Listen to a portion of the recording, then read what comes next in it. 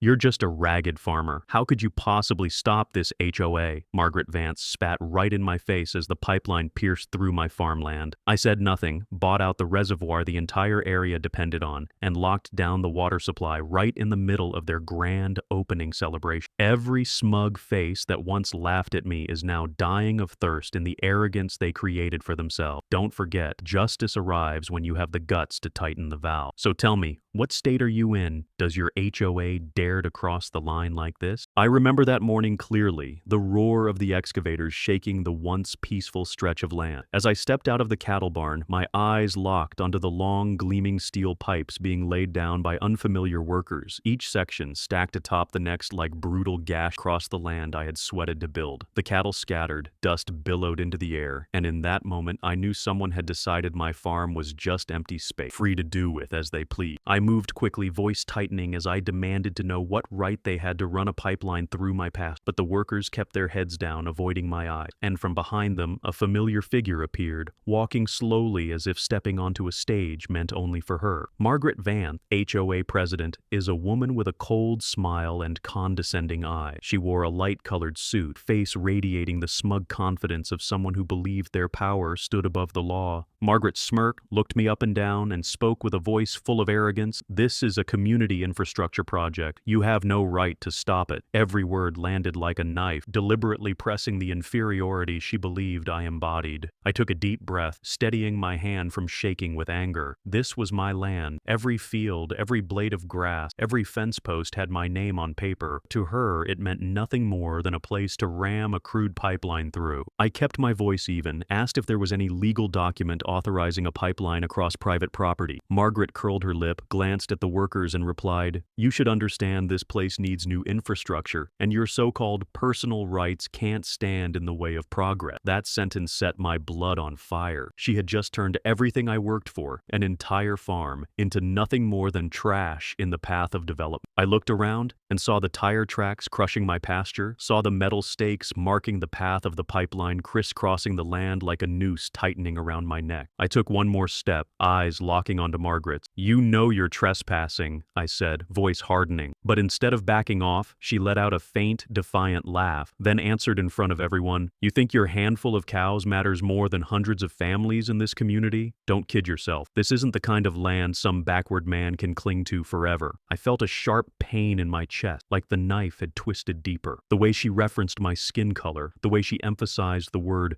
back, it was a slap that revealed her contempt. All my life, no one had ever stepped onto my land without asking, and yet now, in broad daylight, the head of the HOA treated me like dust under her heel. I didn't shout. I didn't lose my composure. I just stared straight into Margaret's eyes so she could see that in mine was a vow. My voice dropped low, cutting through clenched teeth. "This is my land, and you just made the biggest mistake of your life." Margaret laughed, as if my words were nothing but a joke. She turned away, motioned for the workers to continue laying the pipes, and the clash of steel rang out again and again, like it was crushing my heart. In that moment, I understood that any fight with the HOA would never be fair. They weren't just taking my land, they were out to crush my pride, to turn me into an example for others to bow their heads. I stood there, fists clenched so tightly they bled, watching the steel pipes crawl across my pasture like iron snake. That image burned itself into my mind, a warning that my life would never be peaceful again. And right then, a sentence echoed inside my head, like an oath I would never forget. She buried a water pipe through my land, so I would bury her arrogance deep in this very soil. I stood frozen, watching the steel lengths stretch forward like metal serpents piercing the field. They didn't just tear up the land, they tore into the memories of my childhood that I had once planted here. The smell of oil smoke mixed with dry grass choked my nose, fueling my anger and grief. Cattle were panicked, trampling over each other, while the workers kept their heads down and moved like I didn't even exist. I charged forward, shouting, demanding who gave them permission to lay a pipeline on this land. None met my eyes, and then Margaret Vance emerged from behind a truck, her polished shoes stepping into the mud without the slightest care. She wore a light-colored suit, head held high, her voice crisp like a courtroom verdict. "This is a community infrastructure project. You have no right to stop it." I repeated myself, slow and firm. "This is private land. No one puts down a single inch of pipe without my consent." Margaret glanced at me sideways, cut off my sentence with a cold, sharp tone. "A rundown plot owned by a black farmer doesn't stand in the way of civilized families' interest." Every word hit like a stone slapped across the face. I saw my son's eyes redden behind the fence, standing still as he watched father stripped bare in front of a crowd. I breathed deep, holding myself back from silencing that smug smile with my fist. Right then, I let out the one sentence Margaret would never forget for the rest of her life. "You just buried a pipe through my land? Then I'll bury your pride right here." The air exploded. The workers froze for a moment, then continued, following orders from the figure in the light suit casting her shadow over them. Margaret let out a bitter, mocking laugh and turned away like I was nothing more than gravel beneath her heel. I stood there, blood on my knuckle, rage boiling inside. She thought a few steel pipes could crush me, but from that day on, I swore I would crush every ounce of false power she leaned on. I walked away from the field, not out of fear, but because I knew this. Some battles aren't won by shouting. They're won by striking once, at the right time, so clean and hard the arrogant are forced to their knees. And Margaret Vance had just signed her own sentence the moment that first pipe sank into my farm.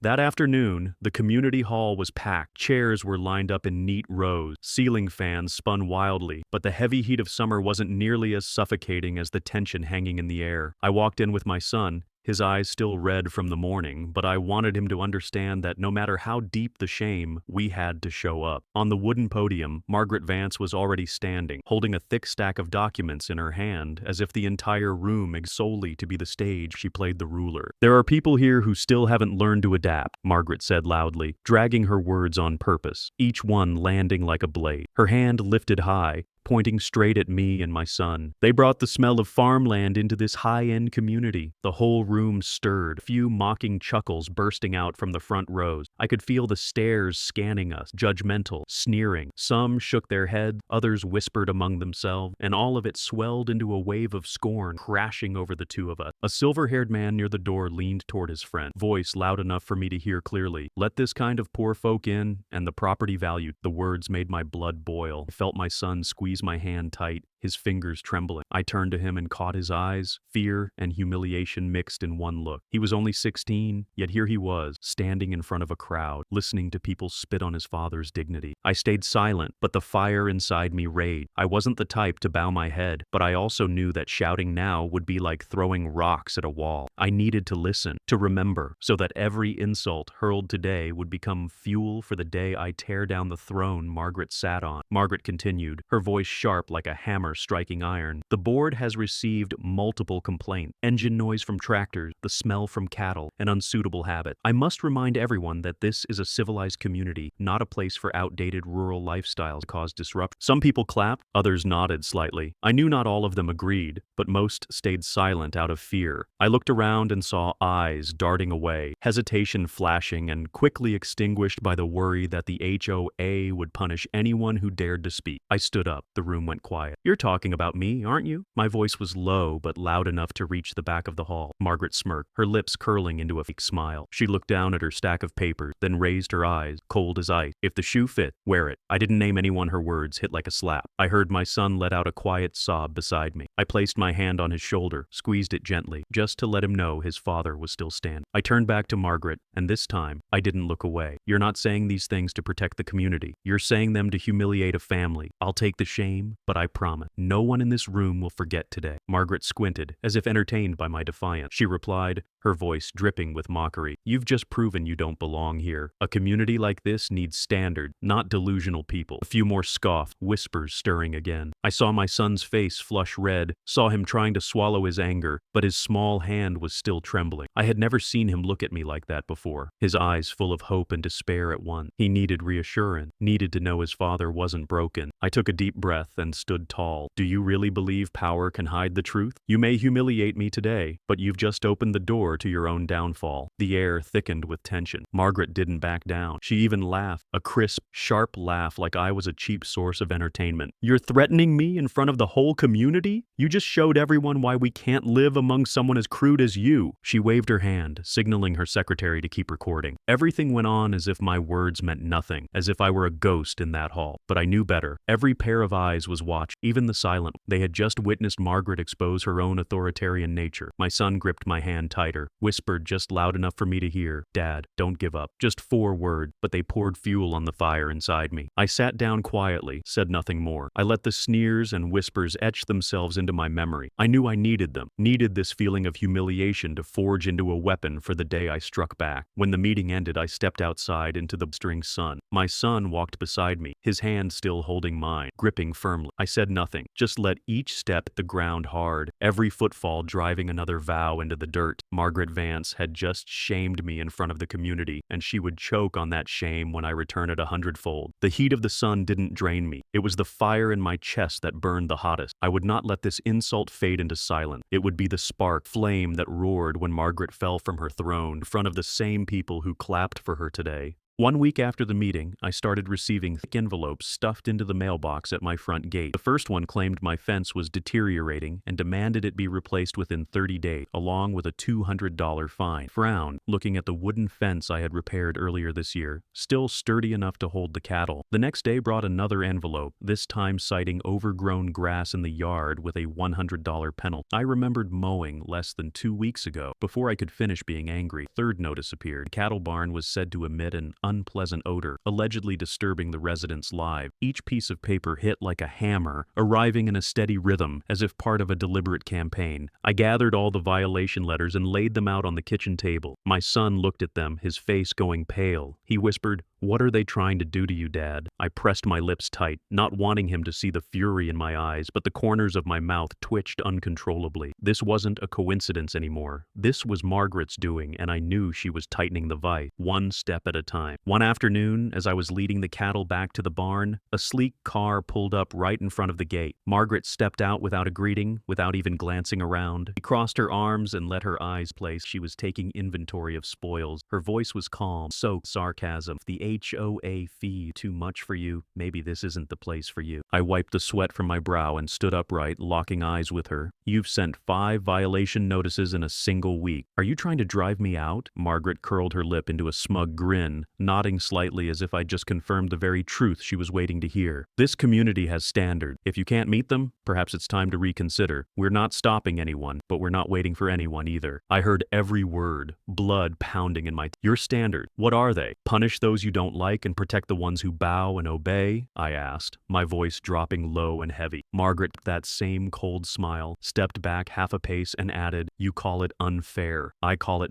and management means I decide whether you stay." Her eyes flickered with triumph. She stood there, posture rigid like a steel rod, voice cold enough to cut. "You should learn to accept it. Everyone here knows the rules, except you. This community has order, and order is defined by my signature." I heard every word, saw every trace of disdain etched into her face. In that moment, I stared straight into Margaret's eyes, and the contempt lit up like midday sun across my skin. It wasn't just the look of someone in power, it was the look of someone who truly believed that skin color and background determined who deserved to exist. I stepped forward half a pace, my voice hard as steel. "You look down on me because of my skin, but you'll never forget this day." Neither of us moved. Only the ceiling fan buzzed overhead, and the distant sound of cattle echoed through the stillness. In that moment, I knew I had drawn a line Margaret never imagined anyone would dare to cross. My son stood behind me, tense like a drawn string. He didn't grasp every word exchanged, but he could feel the heavy weight in the air. I knew that every word I spoke today would carve itself into his memory, a lesson about holding on to dignity, no matter how hard someone tries to strip it away. Margaret sniffed, folded her arms, and turned to the work. "Continue," she said firmly. They bowed their heads and obeyed without hesitation. The sound of drills, clashing metal, and breaking earth crashed into my ears like a symphony of defiance. She wanted me to feel powerless, wanted me to swallow this humiliation whole. I stepped back, taking a deep breath to push down the fury rising in my throat. I knew reacting now would only make me look like a madman and give Margaret yet another excuse to strike, but I also knew this was the final straw. She thought the violation notices would break me, that a few smug words would silence me. What she didn't understand was that every push she gave only made me take one step back to gather force. I turned to my son and gently placed my hand on his shoulder. "Remember this," I said, eyes still locked on Margaret. "Those who look down on others because of skin and power will fall by their own pride." He nodded, lips pressed tight, and I saw something new spark in his eyes. Belief. Margaret finally turned to leave. Before getting into her car, she threw one last line over her shoulder. "You won't last here. I've driven others out before, and you'll be next." The car door slammed, the tires spun, kicking up a trail of dust. I stood watching. My heart cooled, but my mind had already begun sketching the outlines of retaliation. I didn't plan to win by yelling or tearing up the pipeline in front of the workers. I would win in a way she'd never expect, with the one weapon she underestimated most: patience and cunning. She thought I was just a man who bowed his head, tilled dirt, and led cattle, but Margaret Vance would soon learn that under this dust-covered skin was someone not easily broke. When my son asked, "Dad, what are we going to do?" I just squeezed his hand. I didn't need to answer yet, because what I promised him wouldn't come in words, it would come in action. And when the day came that Margaret saw her mistake, when the community itself turned its back on her, I would show my son what it truly means to never suffer in silence. Margaret turned on her heel, her shoes striking sharply against the tiled path, each step echoing like a victory march. She thought she had me in check, that sooner or later I would be crushed under the weight of fines and rumor. But as I watched her back fade into the distance, only one thought rang in my head: those who strangle others' false rules die by the very noose they tie.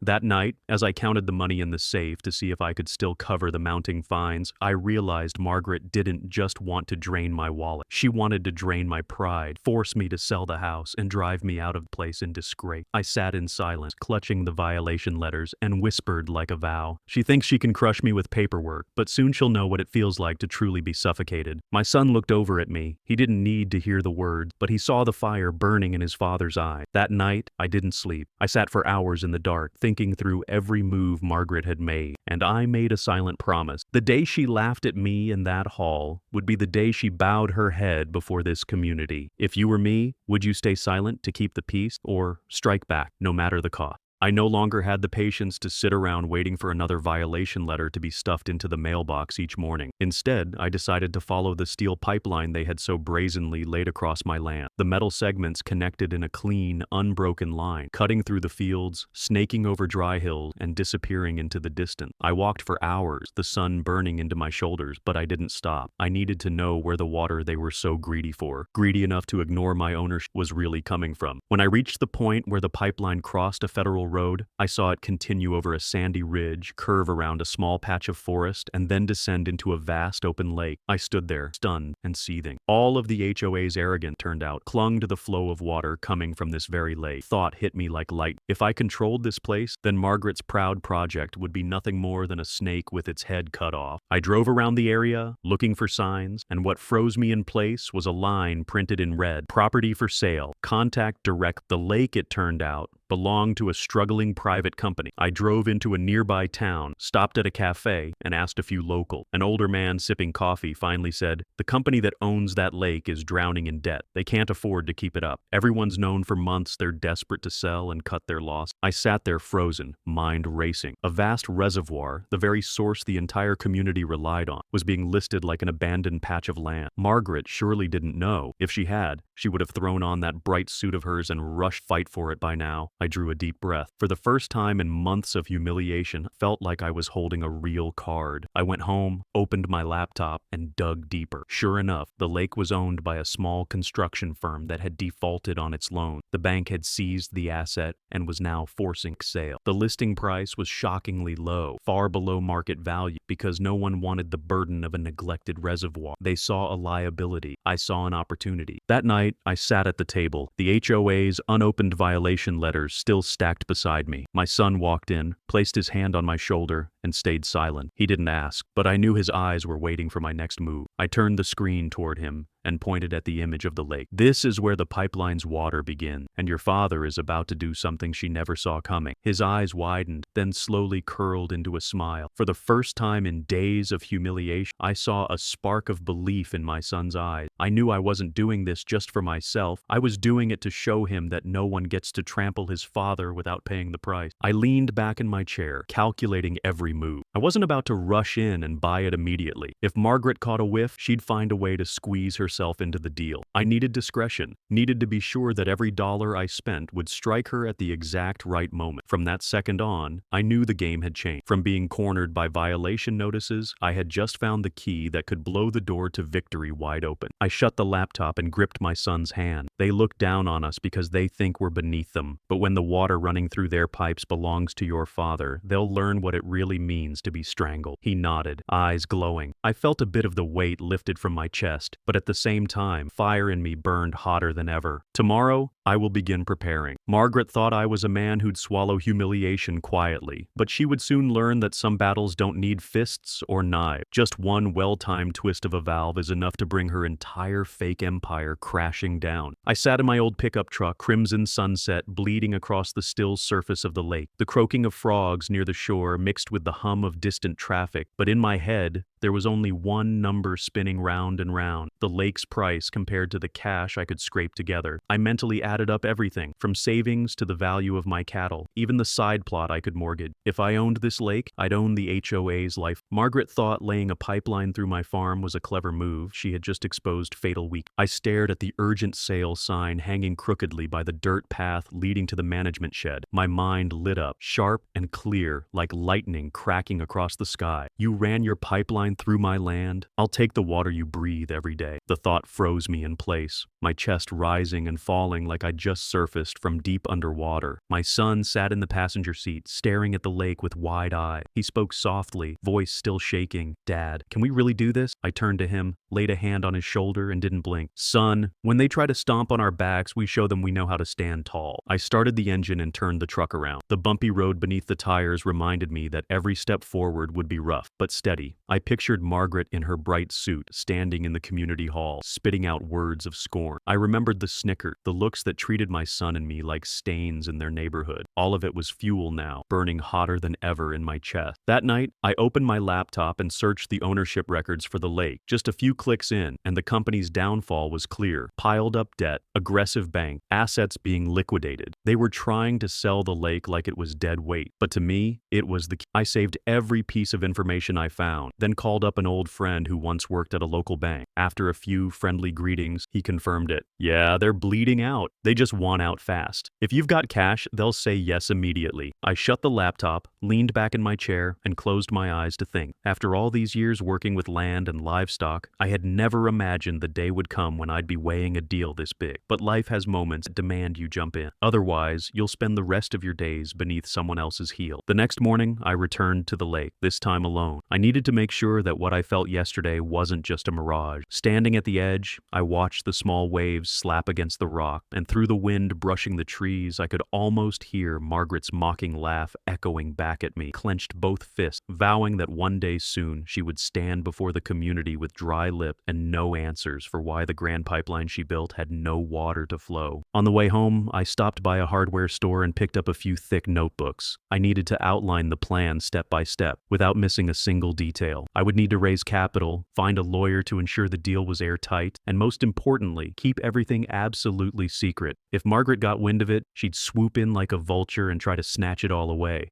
I drove past fields scorched and yellow, the sun already high and beating down hard, but I felt strangely calm inside, because now I knew I was no longer the prey in the HOA's game. I had just found the sharpest blade, and soon it would cut the very rope Margaret had been using to tighten around my neck. That night, when my son asked again, "Are you sure, Dad?" I smiled. "We're not just sure, we're going to make them remember it for the rest of their lives." And in that smile, I heard my own voice echo back. The day Margaret Vance dared to humiliate me in front of this community was the very day she signed her own sentence. I started by recalculating every dollar I had. The cattle I had raised since my earliest days in the trade were now the only assets I could quickly turn around. I sold nearly half the herd, my gut twisting like I was cutting away a piece of memory, but I knew the truth. Some things must be sacrificed to reclaim what matters more. Then I went to an old friend, a comrade from hard years past, now the director of a local bank. He listened as I laid out my plan, sat in silence for a while, then nodded, his gaze serious, full of trust. "I never forgot you saved my life," he said, signing off on a loan large enough to close the deal. In that handshake, I felt the door to revenge open one step wider. While I quietly worked to gather funds, Margaret was busy parading her success. I heard from a few residents that she had hosted a gathering at her house, inviting the entire HOA board to paint her vision of a glorious future for the community. Under elegant golden light, Margaret raised her glass and said, "This pipeline will keep our HOA thriving for the next 50 years. Applause followed. Sycophants laughed aloud. Others leaned in and whispered their support. They all believed her, believed that the pipeline would be the lifeline to elevate their neighborhood. Hearing all this, I just smirked. 50 years of prosperity, just a few more signatures, and all that confidence would curdle into bitter laughter. Margaret had no idea the reservoir that the pipeline depended on was slipping quietly into my hand. I met with the lawyer that evening, in a small office, still lit late into the night. He combed through the contract, confirming that the company owning the lake is desperate to liquidate. "If you pay up front in cash, they'll sign immediately," he said, his voice steady. I nodded, my hand gripping the side of the chair. This was the moment I stepped from the oppressed to the one holding the reins. On signing day,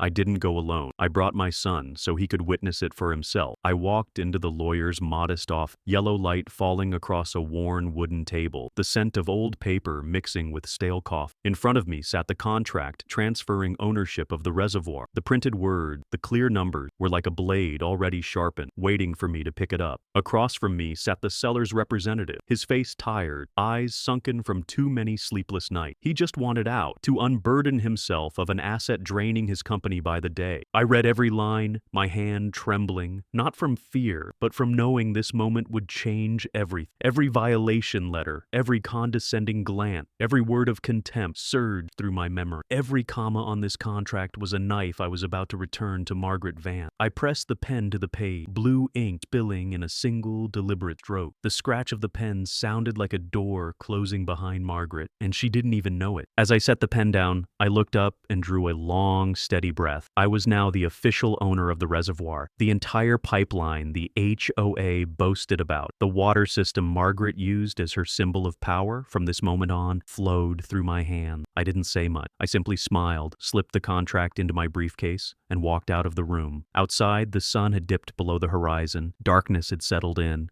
and I knew I had just stepped into a new chapter. On the drive home, I rolled down the window and let the wind rush in. My son turned to me, his voice shaky with emotion. "Dad, the lake really belongs to us now." I nodded, eyes fixed on the long road ahead. "From now on, the water supply for this whole place is in our hands, and Margaret will have to learn how to breathe when someone else holds the air." That evening, Margaret hosted another emergency meeting, standing at the center of a packed hall, still speaking about the pipeline with her usual dramatic flair. I sat quietly in the back, observing. She had no idea that every word she spoke to assert her dominance had already become a farce. I heard every sentence, every clap of approval, but inside I felt an odd sense of calm. I didn't need to interrupt or argue. I was just waiting for the truth to reveal itself. When the meeting ended, a few residents glanced at me, their eyes filled with curiosity and doubt. They didn't understand why I remained silent, why I didn't react even after being humiliated again and again. But I knew exactly what I was doing. This silence would be the very thing that choked the laughter out of Margaret tomorrow. Back home, I placed the contract on the dining table, next to the violation letters still dust-covered at the corners. My son sat across from me, his eyes lighting up when he saw the bold red seal. He reached out to touch the paper as if he needed to feel it to believe it was real. I nodded. No words were needed, because in his eyes, I already saw the belief returning. He nodded back, and in his gaze, I saw a proud conviction. I realized then that everything I had done wasn't just to reclaim my own dignity. It was to show him that justice sometimes comes from the patience and resolve of those the world underestimates most. That night, I didn't sleep. I sat out on the porch, looking at the folder tucked neatly inside the leather case, moonlight spilling faintly across the corner of the page. In my mind, the plan unfolded as clearly as a map. I wasn't in a hurry, because the more confident Margaret came, The more she flaunted her power, the harder her fall would hit. I remembered that afternoon when she stood on my land, preaching about community progress, her eyes glinting with contempt. I had sworn then never to let that moment happen again. Now, this contract, I held a kind of power she couldn't reach, no matter how many bright suits she wrapped herself in. In the dark, I whispered to myself, like a promise carved into stone, the day she stands on that stage again, rambling about prosperity, will be the day I rise and silence every last laugh, and I knew that moment was coming, and nothing would stop it.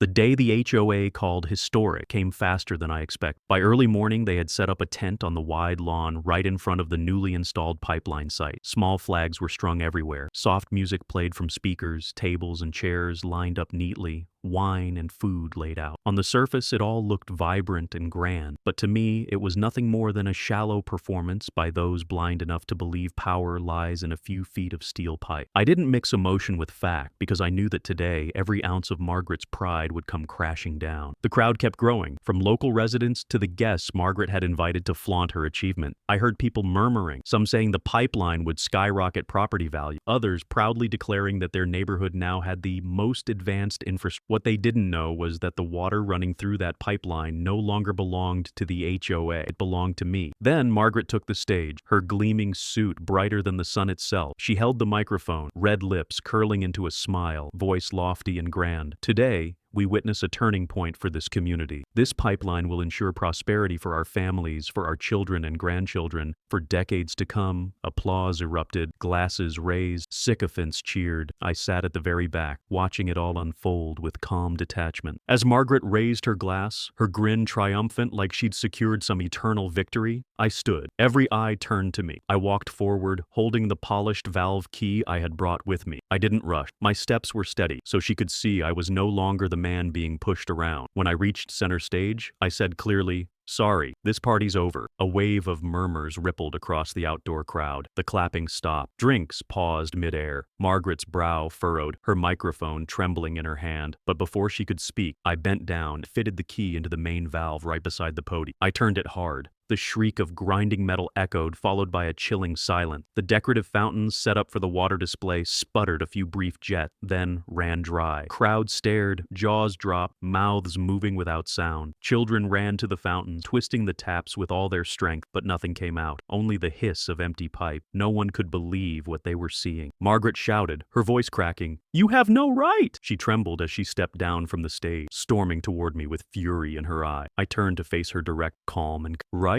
I bought the reservoir. From now on, every drop of this water that runs through your pipeline answers to me. The space erupted. Someone dropped their wine glass. It shattered. Red liquid spreading like blood. Voices rose, gasping, murmuring, stunned. "What did he say?" "He owns the reservoir," one whispered. Another just shook their head, speechless. I looked around and saw, for the first time, a flicker of respect in the eyes of many residents. They understood. The man the HOA tried to humiliate, the one they saw as an outsider, had just flipped the entire game with a move no one saw coming. Margaret went pale, her lips pressed so tightly they split and bled. She tried to keep her voice steady, but the tremble was unmistakable. "You think you can manipulate this entire community? We'll sue!" I laughed. A laugh came from deep inside a chest that had been crushed too long. "Go ahead. But before you think about court, you might want to figure out where the residents are getting their water tonight." She froze, feet locked in place. The crowd erupted like a hive open, voices clashing all at once. "What the hell is this? Were we lied to? Who gave them permission to build a pipeline on someone else's land?" One by one,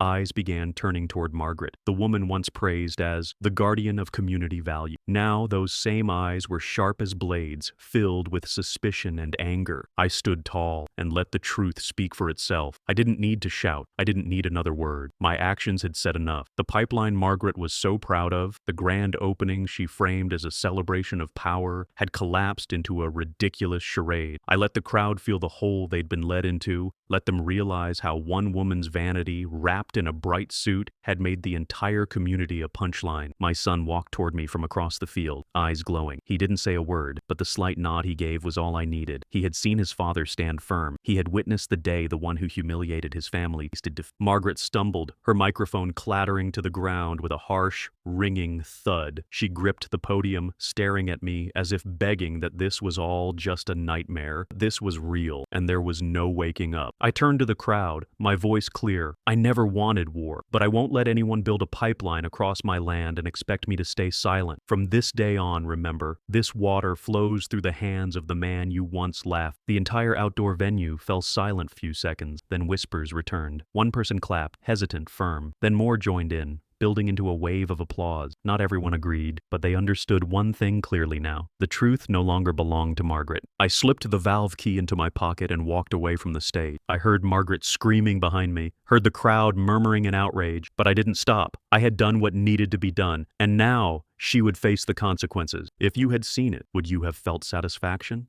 The air at the grand opening remained after my turn of the valve. The crowd stayed silent for several minutes before whispers began spreading. The same residents who had cheered moments earlier now showed visible confusion. They looked at each other, then turned to Margaret, their eyes full of doubt and anger. An older man raised his voice, sharp and cutting. Why did the HOA hide the fact that the land and water source private? We've paid fees, contributed money, and in the end, everything is built on lies? His words struck like a spark, immediately igniting a wave of questions. A young woman raised her hand. We have the right to know why the pipeline was built across someone else's land without consent. This is coercion. I let them release their frustration before slowly stepping onto the stage. I pulled a stack of documents from my briefcase, and the sound of rustling paper in the silence made heads turn. I held up the deed to the reservoir, the bright red seal gleaming under the late afternoon sun, and read aloud, firmly and clearly.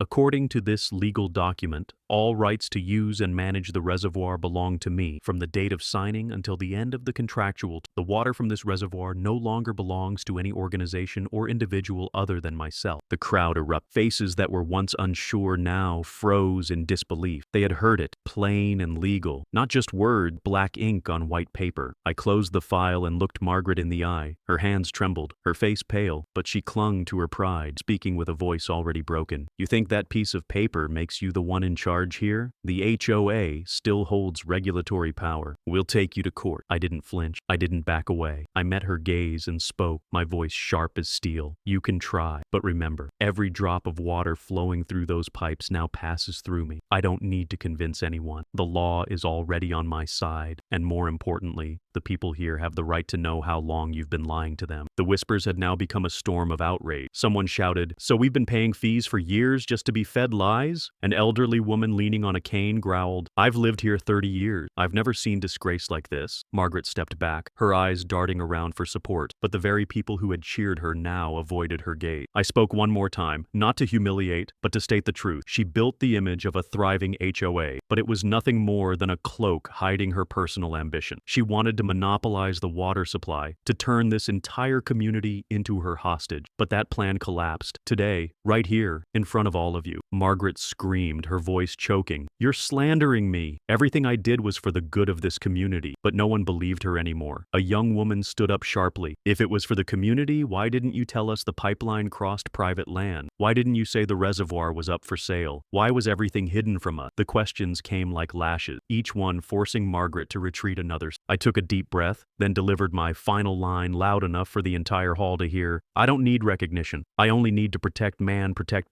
the truth. And you, Margaret Vance, you made yourself the enemy of this community through your own lie." A wave of applause broke out, this time not scattered, thunderous, echoing through the space. The people who had once stayed silent out of fear found their voices again. Margaret stood frozen, her hands gripping the edge of the table for balance, face ghostly pale. The power she had cloaked herself in for so long shattered before everyone's eye. I stepped down from the stage, walking between the rows of chairs, letting the residents continue their question. I didn't need to add another word. The truth was already undeniable. Margaret's mask had fallen, and she would have to pay the price. She remained at the podium, hands trembling, her voice rising in a desperate shrill. "We'll sue. You think you can outsmart an entire board?" Her words echoed across the room, but this time no applause followed, only cold stares locked onto her from every direction. I took a step forward, my voice dropping low, each word landing with weight. "Go ahead, but remember, if you want drinking water, you'll have to beg me for it first." The room went silent. The crowd stared, wide-eyed, while Margaret's mouth hung open with nothing to say. Her lips moved, but her eyes had already betrayed her fear. Someone in the middle row let out a bitter laugh. Sue? The whole neighborhood depends on that water now, and he owns it. What exactly are you suing for? The laughter spread, followed by murmurs rising into unrest. Another man stood up and pointed at Margaret. We trusted you, paid dues for years, and what did we get in return? False paperwork, a worthless pipeline,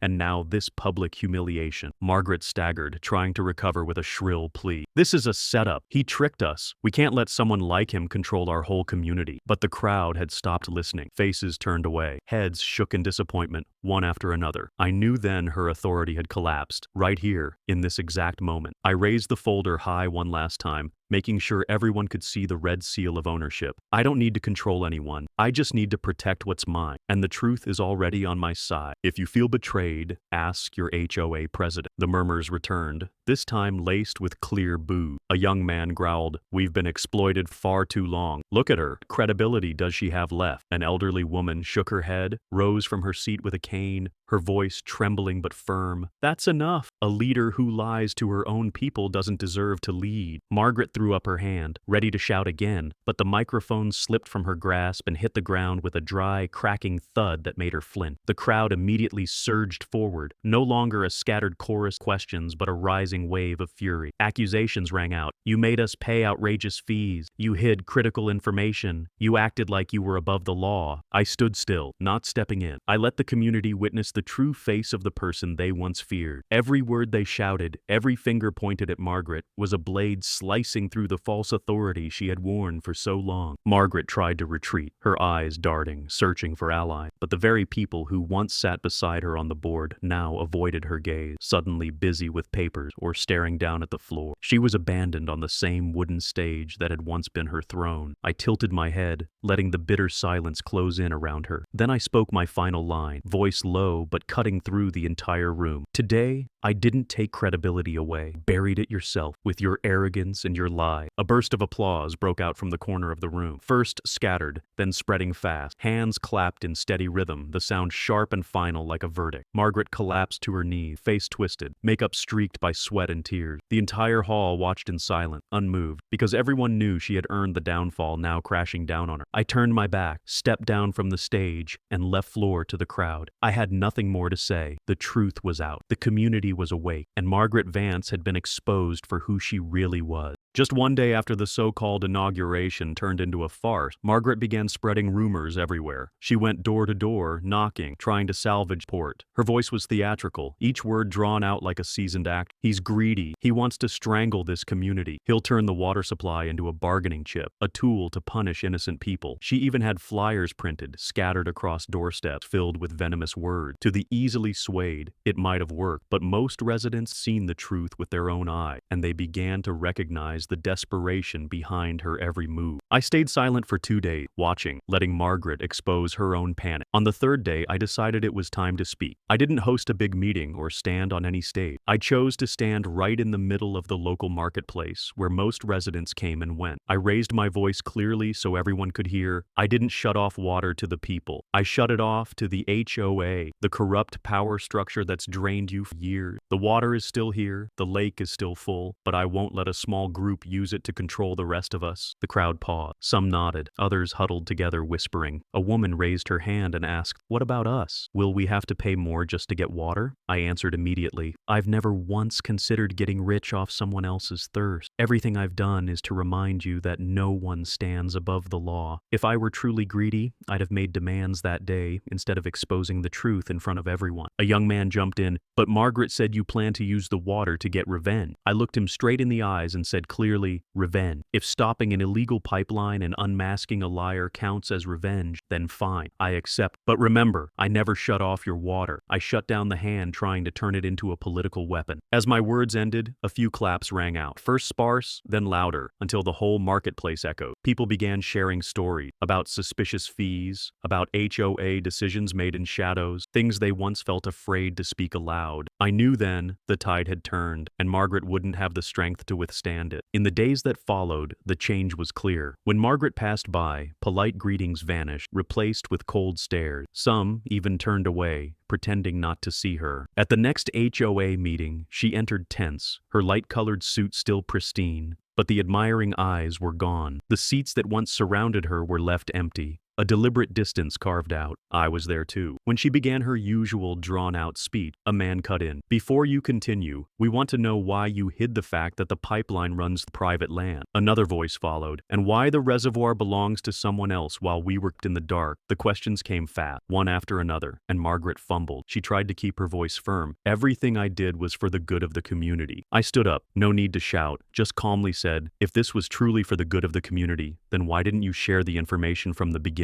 Why was everything done in secret, in shadows? Look at her today. Does this look like the face of a transparent leader to you?" The room ignited. Outcries echoed. Accusations flew. Someone brought up the ridiculous maintenance fees, and another spoke about being fined for trivial reasons by the HOA. It all came crashing down on Margaret, leaving her trembling, gripping the edge of the table, face pale as ash. I sat down, letting the community speak for itself. I didn't need to fan the flame. The fire was burning strong enough. Margaret could spread all the rumors she wanted, scream that I was greedy, but the truth had already burst its dam. The honor she flaunted for so long now lay shattered in the eyes of everyone around her. That night, I sat on the porch, watching my cattle graze. My son came out and asked, "Dad, how much longer do you think she'll hold on?" I looked up at the sky and sighed. No one can survive when the whole community turns its back. She's brought too much disgrace upon others. Now she'll have to taste it herself. I took a sip of cold water, and it tasted sweeter than ever. Not because it came from the reservoir I had purchased, but because it carried the taste of justice. And I knew then, the countdown to Margaret Vance's final days as HOA president had officially begun. After that tense meeting, a few residents came by my house. They waited until dusk, not wanting to be seen. A middle-aged man placed his calloused hand on my shoulder and said softly, "We owe you thanks." For years we stayed quiet, but her arrogance finally crossed the line. A woman brought a basket of pastries, set it on the table and whispered, "You did what we didn't have the courage to do. From now on, we won't bow our heads anymore." I looked into their eyes and saw the exhaustion of years finally giving way to a glimmer of hope. Around the neighborhood, the atmosphere shifted quick. People began openly speaking about Margaret. Stories once kept in whispers now spilled out. Favoritism toward her council, absurd fines for leaves left uncollected. Piece by piece, full picture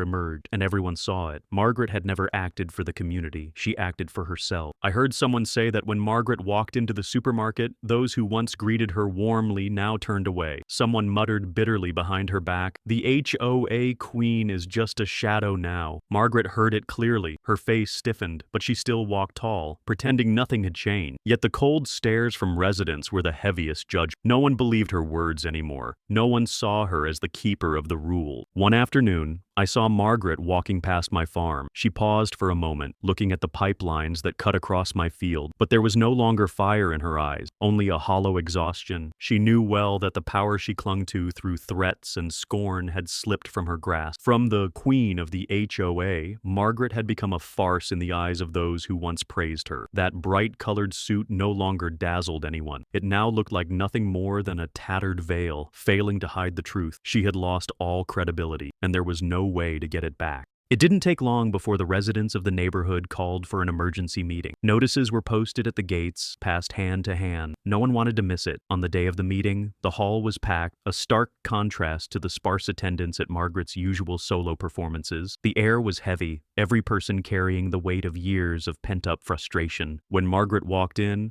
her heels struck the tile floor with a sharp echo, but no one paid attention. People sat still, eyes locked, waiting to see how she would defend herself. I saw her hands tremble, though she tried to wear a mask of confidence. Her eyeliner was drawn thick, making her face look stiff, like a mask trying to hide fear. A resident stood up, voice clear and firm. "We are gathered today to vote on the removal of Margaret Vance from the position of chairwoman. The reasons don't need repeating. We've all seen it. She betrayed our trust, hid crucial information, and disgraced this community." As soon as he finished, a wave of agreement rippled through the room. Margaret lunged for the microphone, her voice shaking. "You don't understand. Everything I did was to protect our best interests. She pointed directly at me. He's the greedy one, trying to hoard the water supply." But the crowd no longer believed her. Shouts drowned out her defense. "You've lied to us long enough," someone yelled. "We don't want to hear it anymore." The vote began, one arm after another rising into the air. That tide surged forward like a river no one could stop. The result was so overwhelming, no official count was even necessary. Margaret was removed instantly. Her eyes widened, mascara running down her cheek, streaking across a face twisted in part by tears, in part by the bitterness of truth. I stood and walked forward, my voice rising in the hushed room. You once looked down on me. Now you get to taste the thirst created. Every eye turned toward me, but I had nothing else to add. That one sentence was enough to close the chapter that had begun the day that the pipeline drove into my land. Margaret stumbled, clutching her purse, trying to hold on to the last shred of dignity, but the cold stares from every direction forced her to bow her head. No one escorted her, no one stopped her. She walked out of the hall like a defeated figure, and behind her the applause rose, not to celebrate me, but to bury her era of tyranny. I returned to my seat, and my son looked at me with pride in his eyes. He didn't need to say anything, but I understood he had just learned a lasting lesson. Justice may come late, but when it arrives, it sweeps away every trace of arrogance. The applause thundered, echoing off every wall of the hall like a final verdict. No one held back anymore. Everyone stood at once, clapping until their hands turned red, as if to make absolutely sure Margaret understood she had cast out by the very community she once ruled. That sound wasn't a celebration. It was a release, a declaration that the era of oppression was over. Margaret staggered down, face pale, mascara streaked into dark lines. The light-colored suit she wore was no longer a symbol of authority, but a piece of fabric out of place in a crowd turning its back on her. She clutched her handbag, eyes darting around in search of pity, but none came. Those who once applauded her now avoided her gaze. Few even smirked cruel smiles for an ending everyone saw. She left the hall in heavy silence, each step like pressing against thin ice. The door swung shut behind her, the creak of its hinges sounding like the final punctuation of an arrogant chapter. I watched her go,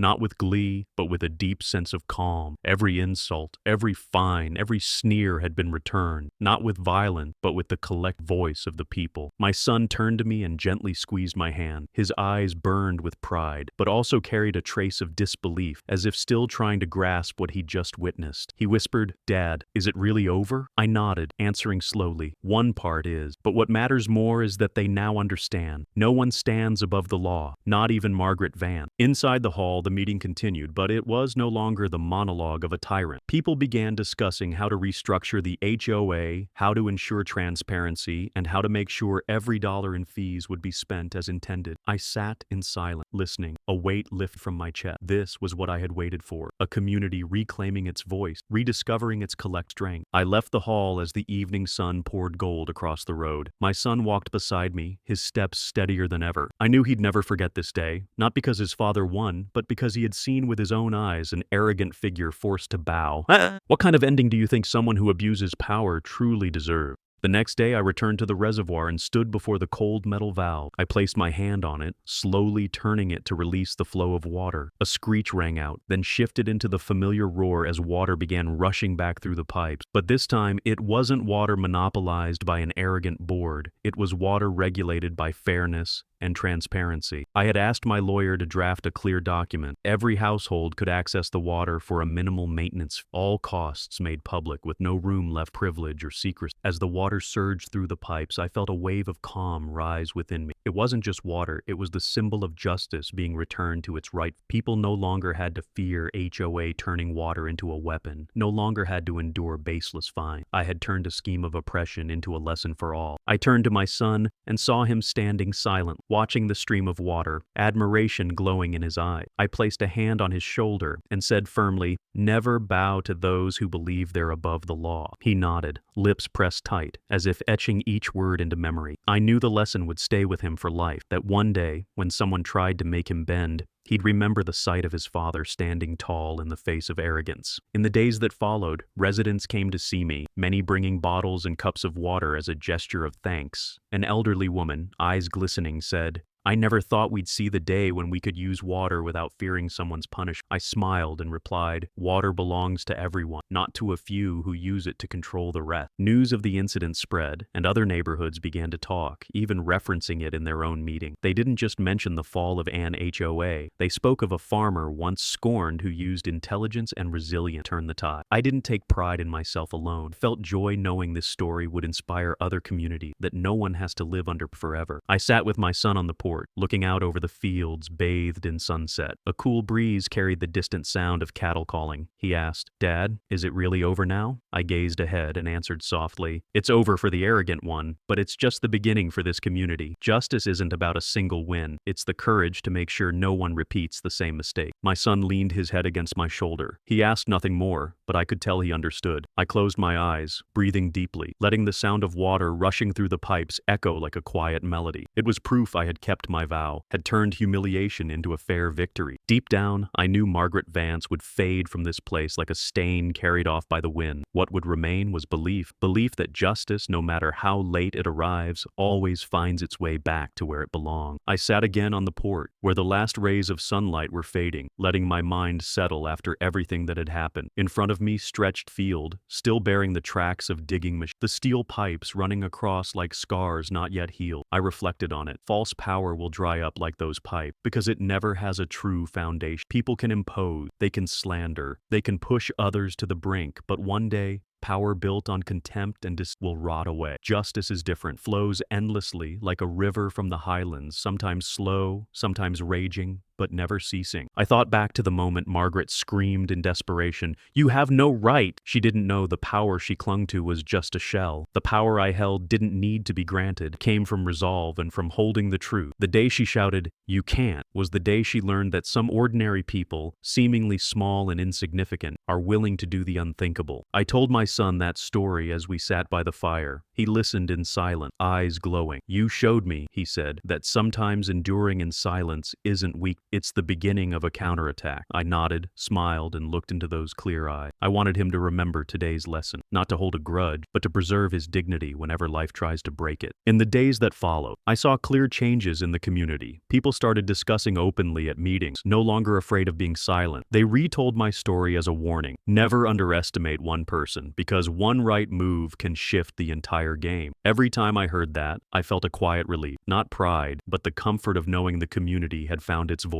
again. As I passed through the market, a few people called me over and offered me a drink, their smiles full of gratitude. They told me I had proven that justice doesn't lie in the hands of the wealthy or powerful, but in the hands of those who dare to stand tall. I replied, "I only did what needed to be done, but from here on out, it's up to all of you. Never let anyone take your voice again." One evening, my son looked at me and asked, "Dad, do you regret selling the cattle to buy the reservoir?" I smiled, tousled his hair, and said, "Some things are worth more than livestock, more than money. That's dignity. If we lose that, even if we still have the whole herd, we've lost everything." He sat quietly for a long time, then nodded. I knew he understood. I looked up at the starry sky, each one glimmering bright. Inside me rose a steady conviction. Justice is not a single victory, but a relentless current. It may be blocked by rocks, held back by banks, but in the end, it always finds its way to flow on. Looking back on everything, from the first morning I saw the pipeline driven into the land, to the day Margaret left the hall in disgrace, I realized it was patience and determination that brought me here. I didn't need to shout. I didn't need pity. I only had to do one thing: never allow the truth to be buried. Now, every time I turn on the faucet, I don't just hear the familiar trickle of water. I hear the entire journey justice has taken, the lesson that my son and I have carved into our heart. It's proof that sometimes an ordinary person can change the fate of an entire community, so long as that person isn't afraid to confront the shadow of false power. And I know the day Margaret screamed, "You can't," was also the day this community learned that justice isn't a gift someone hands down. It's the quiet strength within each person who dares to stand up. As this story comes to a close, I sit in the home that has weathered so many storms, looking back on the path I've walked. It all began the moment I discovered the massive steel pipes driven deep into my field, when Margaret Vance and the HOA board claimed the right to run a pipeline through my land without so much as asking. From that day on, peace vanished, replaced by a flood of citations, humiliation, and blatant contempt. They thought a black farmer would stay silent and endure, but the truth is, with every blow they struck, I understood more clearly. Justice cannot wait for permission. It must be taken back through will. The meetings full of smug laughter, the insults hurled at me and my son, those now feel like memories of arrogance. Margaret turned the HOA into a stage for vanity, wielding bogus rules to tighten her grip on the community. She didn't just want to turn my land into a foundation for her pipeline. She wanted to turn my family into an example for anyone daring to resist. But even in the moment I seemed backed into a corner, I found another path, the path to the headwaters.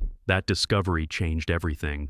When I signed the contract to buy the reservoir, I didn't just buy a source of water, I reclaimed the voice the HOA tried to silence. First, it was only a defensive move, but then I saw it was more than. It was proof that with vision and resolve, even the most underestimated person can flip the board. The moment I turned that valve and stopped the water flow in the middle of the grand opening, I shattered the gleaming mask Margaret wore. From that instant, the community stopped believing in her hollow promises. They were forced to confront the truth. Her power had always been just a thin coat of paint, ready to peel the second someone dared to knock on. Margaret's downfall came swift. She spread rumors that I was greedy, but no one believed her anymore. Residents who once held back now came forward to thank me, admitting they were exhausted by her tyranny. They saw in me a reminder that silence can never preserve dignity, that it only takes one person willing to stand up for an entire community to rediscover its voice. And so, the vote to remove her officially closed the era of the HOA queen. Margaret walked away in ruins, the once proud pale suit now just faded cloth draped over defeat. The lesson from this story isn't about who won or lost, but about how justice can rise from the most ordinary among us. I turned the water back on, but laid out clear principles: fairness, transparency, and no special treatment for anyone. I wanted the community to understand that water must never become a weapon for punishment. Just power must never become a tool for humiliation. My son looked at me and I told him, never bow to anyone who believes they stand above the law. That wasn't just for him, it was for anyone who's ever felt cornered. Looking back, I realized the biggest change wasn't that I now owned the reservoir, but that the community reclaimed its voice. Those who once stayed silent were now asking questions, demanding accountability. They understood that silence is the soil where injustice grows, and once they chose to speak, the truth finally had room to rise. That, above all, is what lasting justice looks like. This story doesn't belong solely to me or to Margaret. It's a mirror held up to many other communities. It reminds us that counterfeit power, no matter how solid it appears, will dry up like an empty pipeline. But justice, once it's flowing, moves endlessly like water from the highland, always finding its way forward. To me, this ending isn't a triumphant victory, but the return of balance. From being humiliated, buried under fines and contempt, I found a way to turn shame into strength. I want people to know that sometimes stepping back is only to gain the force to leap further. And when the time comes, you must have the courage to turn the valve of your own life, to let justice flow in the right direction. The day Margaret screamed, "You can't," she unknowingly revealed the greatest truth of all, that ordinary people, when pushed far enough, can do what no one thought possible, and that is what makes justice unstoppable.